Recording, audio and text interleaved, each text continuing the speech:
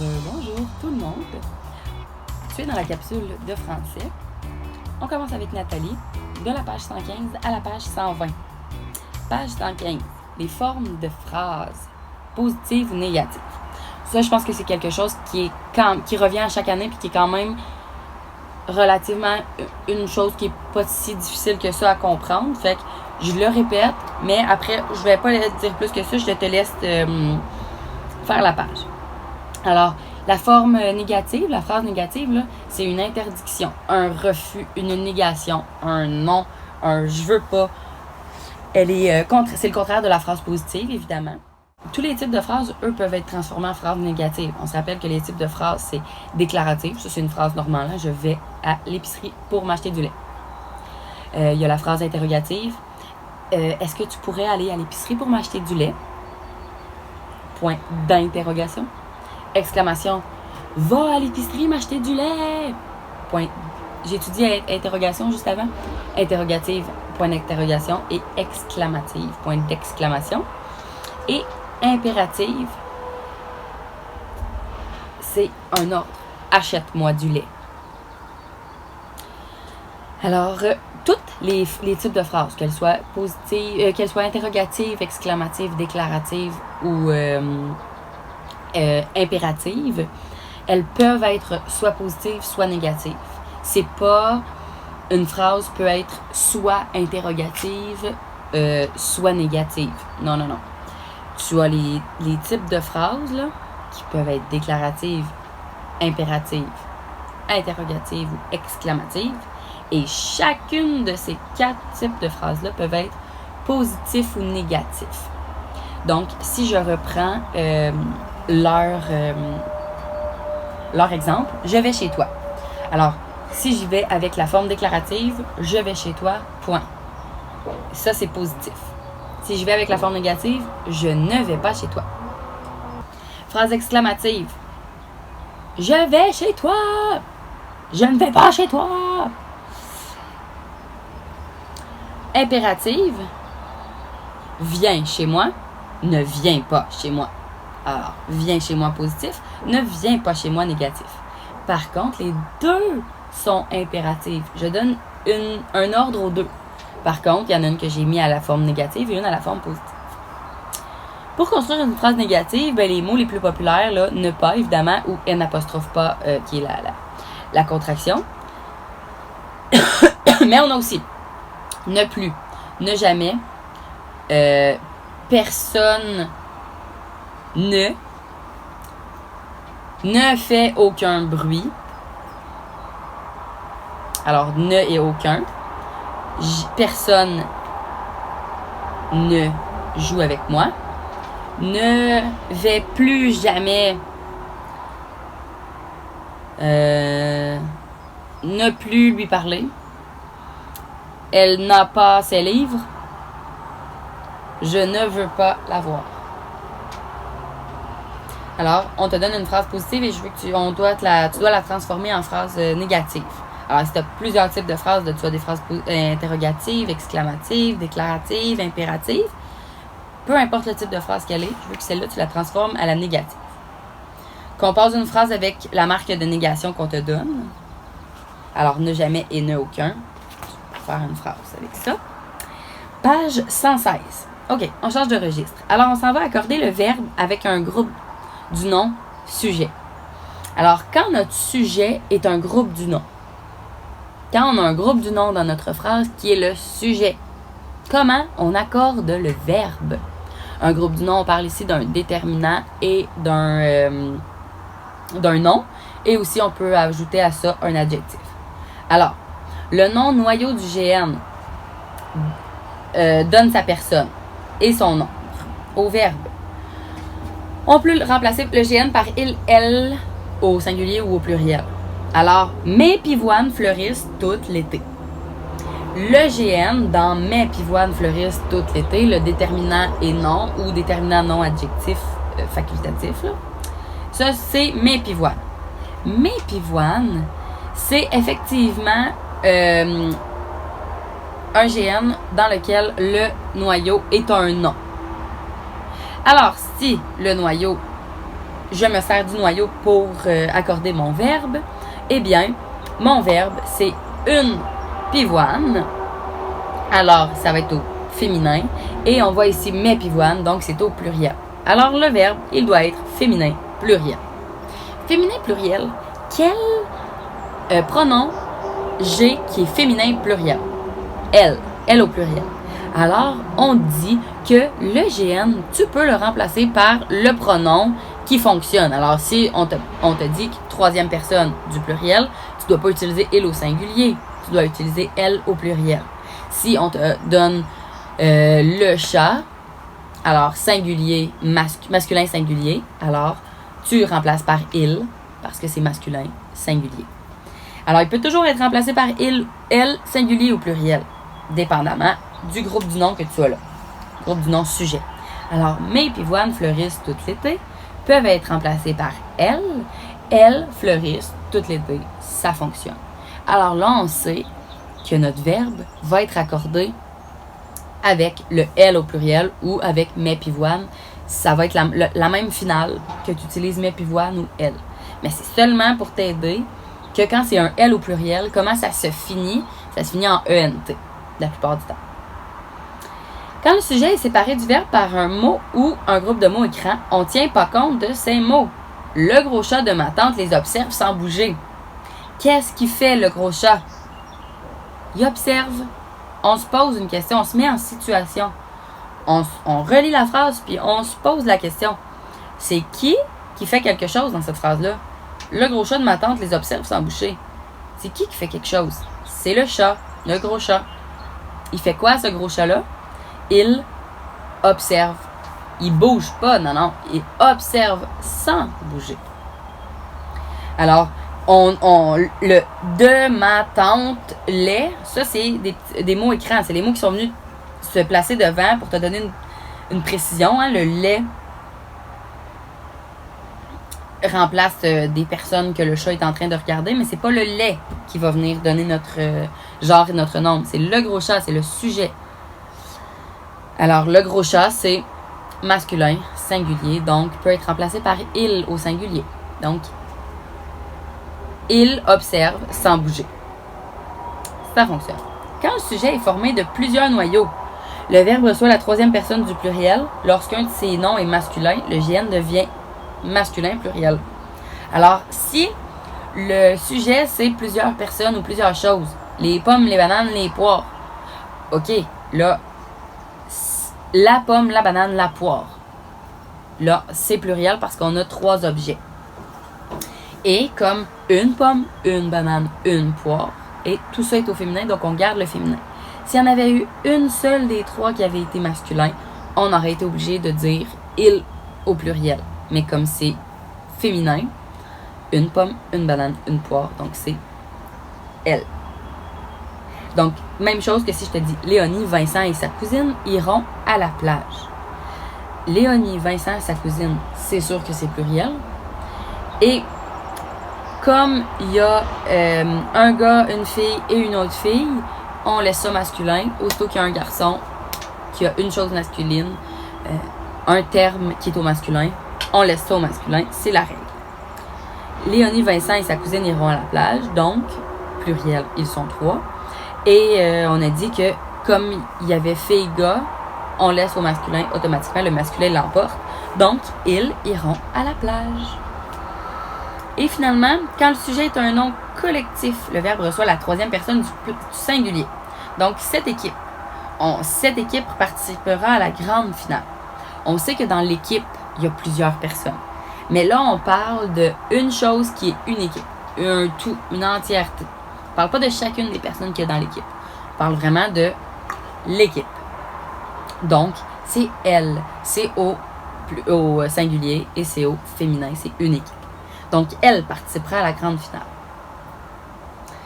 C'est important de te rappeler que tu peux toujours remplacer le GN sujet par il, elle au singulier ou il, elle au pluriel. Alors, dans le numéro 1, faisons-le ensemble. Repère les verbes conjugués et écrivez au-dessus. Ensuite, encadre les GN sujets et souligne les noms noyaux. Remplace chaque GN par le bon pronom et relie-le au receveur par une flèche. Alors, ton exemple. La vétérinaire de cette clinique adore les animaux et les clients l'apprécient. Alors, premièrement, avant de chercher qui fait quelle action, on va aller trouver c'est quoi l'action. Alors, on a adore et on a apprécie. C'est qui adore? C'est la vétérinaire, c'est elle qui adore. Alors, le verbe conjugué, on a adore. Et on a écrit le petit V au-dessus de adore. Ensuite, encore le sujet. C'est qui adore? C'est pas la vétérinaire de cette clinique, c'est la vétérinaire. Ça, est-ce que je peux le remplacer par il? Il adore. Non, c'est une femme. C'est la vétérinaire. Alors, je peux le remplacer par elle, singulier, parce qu'elle est seule. Donc, je fais une flèche de vétérinaire jusqu'à adore pour montrer que mon groupe du nom est associé à ce verbe. Même chose pour les clients l'apprécient. C'est qui apprécie? C'est les clients. Et les clients, comme on ne sait pas si c'est seulement des femmes, en fait, si ça avait été seulement des femmes, ça aurait été écrit les clientes. Alors, les clients au pluriel et masculin pour un client. Les clients l'apprécient, ils l'apprécient. Verbe apprécie et GN sujet, les clients. OK. Allons-y pour le A. Alors, le public est impatient car ces célèbres chanteurs se font attendre. On a est. Est, le verbe être. Je suis, tu es, il est. Le public est impatient car ces célèbres chanteurs se font attendre. Qui est impatient? C'est le public. Le public est impatient, le public masculin et le public singulier. Donc, il est impatient. Et je relie mon public vers mon verbe conjugué qui le est. Car ces célèbres chanteurs se font attendre. Qui se fait attendre? C'est ces célèbres chanteuses.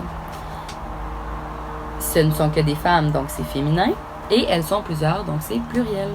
Féminin pluriel, je peux remplacer ça par elles au pluriel. Elles se font attendre. Je te laisse terminer la suite. Numéro 2, dans chaque phrase, encadre le GN sujet et souligne les noyaux. Ensuite, remplace le sujet par le bon pronom et relie-le au verbe bien accordé. Alors, c'est un petit peu le même principe que le numéro 1, sauf que cette fois-ci, tu dois choisir. Ici, tu as bien accordé, la phrase t'a bien faite. Tu devais faire les manipulations. Ici, tu fais les mêmes manipulations, mais tu dois trouver lequel des deux verbes, singulier ou pluriel, on va utiliser selon la situation. Et finalement, le numéro 3, on te donne le verbe, le temps de verbe, et tu dois le conjuguer dans les phrases. Page 118. L'accord du verbe qui est avec un pronom sujet. Alors, même chose que tantôt. C'est la même chose, mais cette fois-ci, quand ton sujet, c'est pas un groupe du nom, quand ton sujet, c'est un pronom déjà. Nous, tantôt, tu vois, on le remplaçait par un pronom. Qu'on sauve une étape. Alors, le pronom sujet donne sa personne et son nom au verbe. De ma fenêtre, je regarde souvent les oiseaux. Quand je dis je, c'est moi. Moi, je suis seule et moi, je suis féminine. Alors, féminin, singulier. Oui. Quand le sujet est un pronom indéfini qui désigne une ou aucune personne, le verbe reçoit le singulier. Alors, quand c'est rien, quand c'est aucun, quand c'est sans, rien ne pourra me faire changer. Sans café, je ne suis rien. Alors, rien ne pourra me faire changer d'idée. Quand on a une marque qui veut dire qu'on n'a rien ou aucun, on s'en va avec la troisième personne du singulier. Ça reste au singulier. Quand on n'en a pas, c'est singulier. Quand le sujet est un pronom indéfini qui désigne plusieurs personnes, le verbe reçoit la troisième personne du pluriel. Alors, certains, plusieurs, quelques. Eh bien, on parle ici de pluriel. Alors, numéro 1, tu as 11 pronoms que tu dois aller placer dans les phrases A à E. Et tu dois encercler la terminaison dans le verbe conjugué qui va avec le pronom que tu auras été placé. Alors, quand tu places le pronom, à quel verbe il fait référence et encercle la terminaison. Puis, regarde en même temps. Si la terminaison, c'est un ENT et que toi, tu as mis un pronom au singulier, ça ne fonctionne pas. Alors ça, c'est aussi une façon d'aller te corriger. Numéro 2, encadre le pronom sujet et relie-le par une flèche au verbe qui est bien accordé. Alors, même chose que tantôt, tu choisis entre les deux le bon verbe. Alors, la page 119, 120 qui reste, c'est pour l'accord de l'attribut du sujet. Donc, quand dans une phrase, on a un attribut du sujet. Je te rappelle que l'attribut du sujet, c'est quelque chose qui est avec le prédicat, avec le groupe du verbe. C'est un adjectif qu'on ajoute une précision au verbe qui entre dans notre groupe du verbe. Alors, les lions sauvages ils sont quoi? Sont féroces, sont gentils, sont aimables, sont amoureux, sont gourmands. Alors, les lions sauvages sont féroces, ça vient faire une précision dans le groupe du verbe. Alors, que je peux remplacer évidemment les lions sauvages par ils. Ils sont féroces. Féroce va toujours s'accorder avec le GN du sujet comme le verbe. Cette jeune fille est une chanteuse douée. Cette jeune fille est quoi? Est une chanteuse douée. On vient de trouver l'attribut du sujet. L'attribut du verbe, je m'excuse.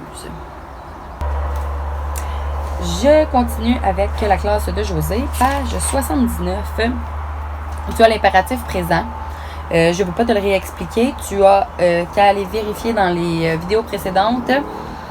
Je parle de l'indicatif précédent. L'indicatif présent dans une des vidéos de la semaine passée. Donc, voici la page 79. Fait qu'on te demande de conjuguer les verbes et aussi d'aller bien les placer. Donc, le verbe courir, viens l'écrire dans la phrase suivante. Donc, page 79. Ensuite, page 95, 96, 97. OK. Les constituants de la phrase. Donc, les constituants de la phrase, on débute un gros chapitre. OK? La phrase, c'est une suite de mots. Premièrement, là, la phrase, c'est une suite de mots ordonnés, liés les uns avec les autres. Si on n'a pas ça, on n'a pas une phrase. Chat mange garçon parce que faim, ça ne fonctionne pas. Ça n'a pas de sens. Ils sont liés ensemble, les mots, mais ils n'ont pas de sens entre eux. Ça ne veut rien dire. La phrase exprime quelque chose. Elle doit avoir un sens. En général, elle commence par une majuscule et se termine par un point. J'enlèverai le en général, une phrase. Ça commence par une majuscule, ça se termine par un point. La phrase est obligatoirement composée d'un sujet et d'un prédicat. Alors, sujet, je, prédicat, mange, j'ai une phrase. Je mange, point. On peut ajouter un complément de phrase. Alors, on a toujours un sujet et un prédicat. Sur. Par contre, on peut ajouter un complément de phrase. Hier, je mangeais. Aujourd'hui, j'irai courir. Dans 2 semaines, je marcherai. Alors, on doit absolument avoir un sujet, on doit absolument avoir un prédicat qui contient le groupe du verbe, hein, le verbe et le complément du verbe. Et on a parfois le complément de phrase qui vient compléter, ajouter une précision dans notre phrase. Et le complément de phrase, il peut toujours s'enlever. Si la phrase n'a plus de sens, quand tu enlèves le complément de phrase que tu penses qui est le complément de phrase, ce n'est pas le complément de phrase. Il doit pouvoir s'enlever et se mettre en début ou à la fin de phrase sans que ça change le sens de la phrase. Alors, lis les énoncés suivants et indique s'il s'agit d'une phrase. Si tu réponds non, encercle pourquoi. Alors, Vous pouvez allumer vos canards à la sortie du tunnel. Allumez vos canards. Il y a une majuscule et un point. C'est quelque chose, c'est une phrase qui est complète. Hein? On a nos 3 groupes, nos 2 principaux, mais on a un 3e, on a le complément de phrase. Mais je pense que ça manque un peu de sens. À moins que je sache pas c'est quoi un canard. Vous pouvez allumer vos canards à la sortie du tunnel. C'est une phrase, mais qui n'a pas de sens. C'est une suite de mots ordonnés, mais qui n'est pas liée les uns avec les autres. Intrépide Sarah Jade est la fille. J'ai pas besoin d'aller plus loin, ça n'a aucun sens, ça se dit pas, on comprend pas, même pas le sens. Alors, je te laisse finir ça avec les autres. On avait dit 95, 96, 97. Alors, le premier constituant de la phrase, là, on parlait vraiment des choses importantes pour avoir une phrase complète, une phrase qui se tient. Premier constituant, on parle du sujet. Le sujet, c'est de qui on parle. Si je te donne une phrase, hier, les enfants de ma voisine ont chanté à tue-tête. C'est qui? Qui a fait quelque chose? C'est les enfants de ma voisine. C'est pas hier. Hier, c'est rien. Hier, il n'y a rien fait. Qui a fait une action? C'est les enfants de ma voisine. Il est composé d'un groupe du nom et il est souvent placé devant le prédicat. Alors, par exemple, mes amis regardent des films. On aurait pu écrire mes superbes amis, mes gentilles amis. Le sujet ne peut pas être effacé, sans lui la phrase est incomplète. Alors, mes amis regardent des films. Si j'enlève le sujet qui est mes amis, si j'écris regarde des films, c'est pas une phrase, ça se tient plus. Et le sujet ne peut pas être déplacé, sinon la phrase va être étrange. Hein? Je t'ai dit tantôt le groupe du nom. Le complément de phrase, désolé, peut être déplacé, enlevé, remplacé. Ici, avec le sujet, si tu enlèves le sujet et que ça fonctionne encore, c'est que tu n'avais pas trouvé le bon sujet. Le sujet ne peut pas être déplacé, le sujet ne peut pas être enlevé parce que la phrase n'aura plus de sens. Alors, replace les mots dans l'ordre pour obtenir des phrases complètes. Alors, par exemple, avant télévision, mais souvent frère au lit, la petite d'aller regarde. Ouh. Alors, on replace ça pour que ça soit une phrase complète avec les trois règles pour avoir une phrase. Composer des 3 groupes. Commencer par une majuscule et un point. Et avoir du sens. Être lié de sens ensemble. On te dit aussi que si un groupe du nom peut être remplacé par un pronom de conjugaison, il s'agit bien du sujet. Alors, comme on a fait précédemment, mes amis regardent des films, elle regarde des films. Si je peux le remplacer par un pronom, j'ai affaire à mon bon sujet. Et finalement, dernier truc, on peut repérer le sujet en l'encadrant par c'est qui, quand on a une phrase au singulier, ou bien ce sont qui, quand on a une phrase au pluriel. Par exemple, mon nouvel ami me prête son livre. Ici, on a une phrase qui est au singulier, on va utiliser le c'est qui. On met ça en avant et en arrière de notre sujet, de ce qu'on pense être notre sujet. Alors, c'est mon nouvel ami qui me prête son livre. Ça fonctionne. Si je pense que c'est son livre, hein, c'est mon nouvel ami qui me prête son livre, je pense moi que c'est son livre qui est le sujet. Alors, je vais aller placer juste en avant et en arrière de son livre, je vais aller placer c'est qui? Je le lis. Mon nouvel ami me prête, c'est son livre qui? Aucun sens, ça ne peut donc pas être son livre le sujet. C'est une phrase que tu places, que tu encadres le sujet, tu le mets de chaque côté, c'est qui ou ce sont qui, pour trouver ton sujet. Si ça fonctionne, bravo, c'est ton sujet. Alors, 3 choses. Peut pas être déplacé, supprimé, enlevé, tassé, bouger. Deuxième chose, si tu peux remplacer ce que tu crois être le sujet par un pronom et que ça fonctionne, tu as trouvé ton sujet. Et troisième chose, devant et derrière ton sujet, ce que tu crois être ton sujet, tu ajoutes c'est qui ou ce sont qui dans le cas d'une phrase pluriel. Et si ça te donne vraiment le sujet, que ça fonctionne, que la phrase marche en faisant ça, eh bien, bravo, tu as trouvé ton sujet.